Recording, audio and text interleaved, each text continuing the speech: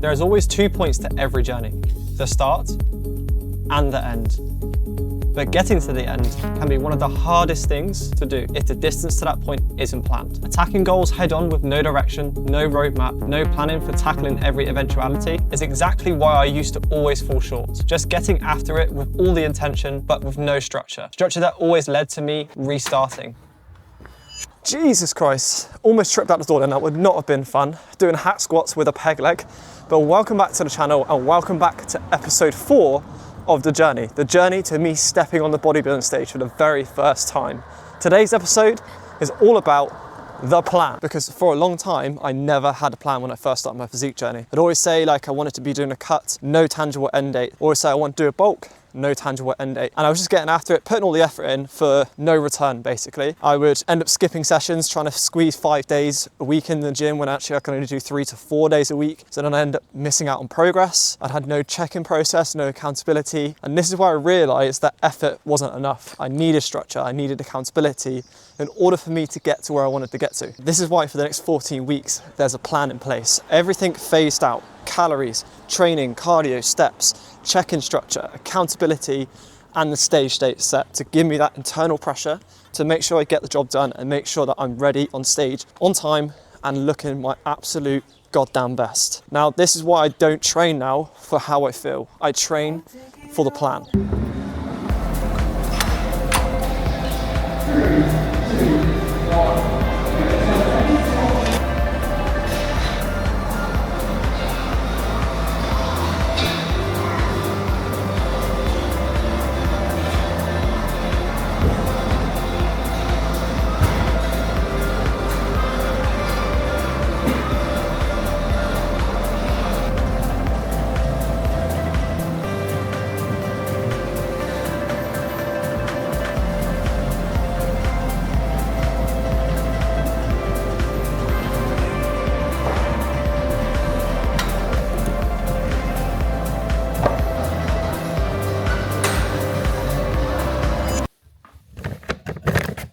What a leg day that was.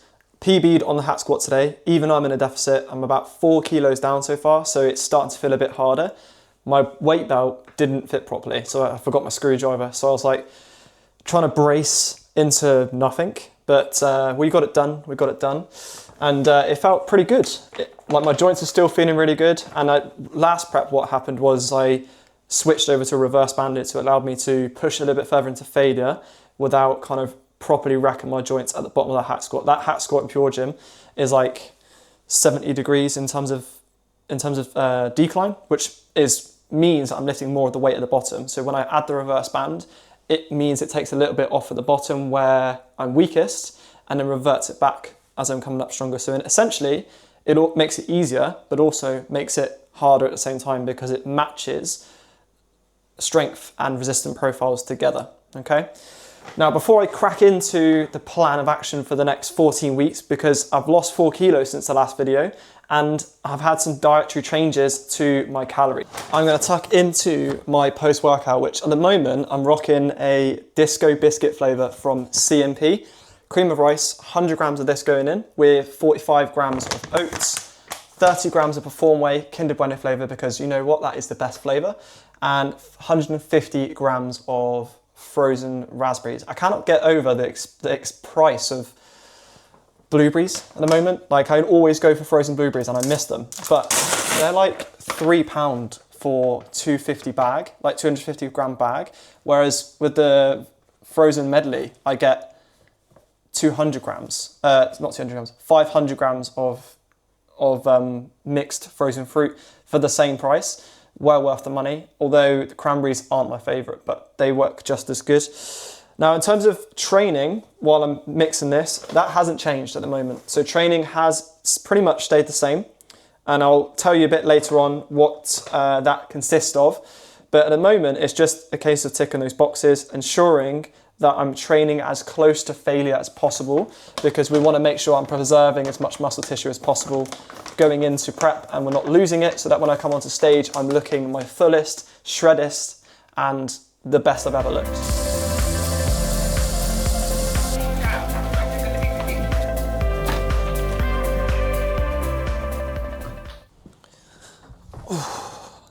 Now I need to quickly scoff this down because my missus is coming back from town and we are picking up, finally, our pottery that we painted about a month ago.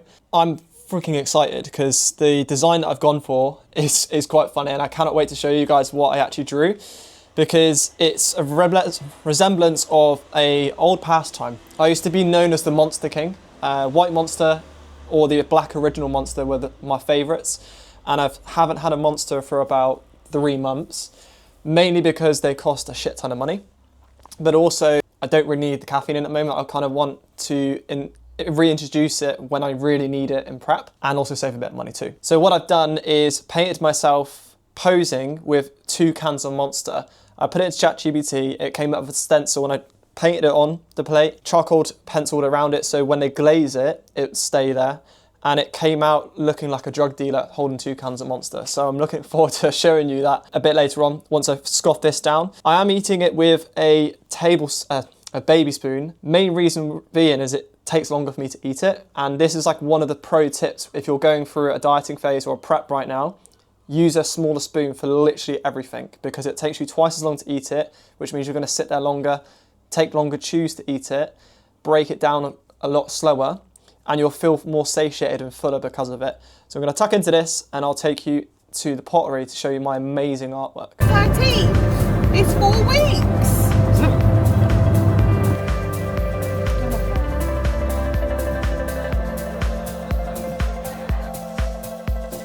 And we're back. And I'll tell you what, the plate looks fucking horrendous. I can't believe it. So the drawing, like I said earlier, looked way better than I could have ever imagined it came out. Like, I copied the picture from ChatGPT of what it looked like, and it looked spot on. Then when I started painting it, it did look really bad, but I thought when it gets glazed and it looks all nice and shiny and more protected, it will probably look even better. It now looks absolutely horrendous. Look at that. I literally look like a drug dealer, a sunburnt drug dealer that's dealing monsters for a living. That's horrendous. So obviously I'm going to stick to my day job and actually coach lads to get in shape rather than be an artist. But I'm going to go through the plan of action for prep. So I'm 14 weeks into my prep at the moment, and I've got another 6 weeks left until I have a break week. Currently 4 kilos down, which is pretty much ahead of schedule. So the idea is to try and get as much of this weight shifted earlier on, because by the time I get to the end of the first show, I'm probably not going to want to put all the hard effort in and a lot of energy into doing the tough stuff then. I want to do the tough stuff when I've got the most energy. So we're doing 13K steps at the moment, 19 minutes of cardio every single week. So I can split that however I choose. 90 minutes all in one go. I can do 3 30 minutes, 2 45 minutes. Doesn't really matter. What I tend to do with my cardio at the moment is try and do it all on my rest days. So on Monday, on a Thursday, a Friday, if I have to, I'll try and do it on a training day if I can't fit it on a rest day. So I'll do it on a day where I'm not training legs. And I only train quads once a week, and I do 2 hamstring days on a Wednesday and a Saturday. So I'll train it either on my push day or on one of my other pull days where I'm not completely fully lengthening my hamstrings as much, which tends to be my deadlift day, which I only have one. That's it. That's the only hamstring exercise I've got in that session. Okay. So my training split at the moment is as follows. I do push, I do a full body pull day, I do a quads and tris, and another full body pull day. This training split hasn't changed from when I started prep, when I started my gaining phase a couple of weeks ago. Or they finished my gaining phase a couple of weeks ago. It hasn't changed. What has changed is we've now switched over to more intensity-based training. So we're doing more top and back off sets, because as my energy gets lower, I'm going to find it way harder to recover from higher volume. So we're training with more intensity over less sets, but still focusing a lot on tempo, because that's what hypertrophy is about.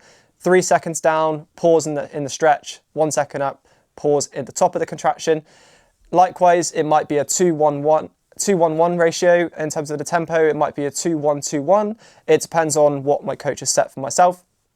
But that is basically what we're following in terms of that. Calories at the moment are 2,215, 180 grams of protein, 250 carb, and 55 grams of fat. So that's 30 grams less from the last video where I was talking about my nutrition, mainly because the 3rd week into prep, my weight did not move whatsoever. It actually went up. And then by the end of the week, it did slowly start to trend downwards, which meant I didn't actually lose any weight. But that doesn't mean I haven't changed. And this is the thing when you're going into a prep like this, it's not about the scale weight every single week coming down. It's a good good indication of direction that you're going in, but it's not the be or end all. As long as your physique is changing in terms of visuals, because that's what you're chasing when you're coming into bodybuilding, that is the main important thing that I'm focused on at the moment. And my physique did change over that week. It just, weight was stubborn. So as a precautionary measure and to keep the deficit going, we've dropped my carbs down by 30 grams, which has put me in a slightly more of a deficit, because over time your body will adapt to the calories that you've got it on and the energy expenditure that you're doing outside of the gym, so steps and cardio.